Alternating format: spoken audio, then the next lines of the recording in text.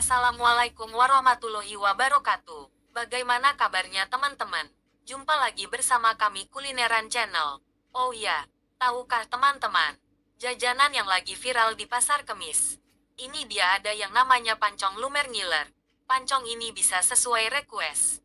Bisa setengah matang bisa juga request matang. Ini dia cara proses masaknya. Prosesnya bisa 2-3 menit ya. Dan tahukah teman-teman banyak aneka topping yang bisa dipesan sesuai selera kamu loh. Ini dia proses penambahan topping pancong lumer ngiler yang pastinya bikin teman-teman tambah ngiler. Best sellernya topping tiramisu, Oreo susu dan Choco Crunchy. Buat teman-teman yang penasaran bisa langsung pesan melalui online. Atau langsung merapat ke pasar Kemis Tangerang. Bagi teman-teman yang sudah menonton video ini jangan lupa subscribe, like, share, dan komen ya. Terima kasih. Wassalamualaikum warahmatullahi wabarakatuh.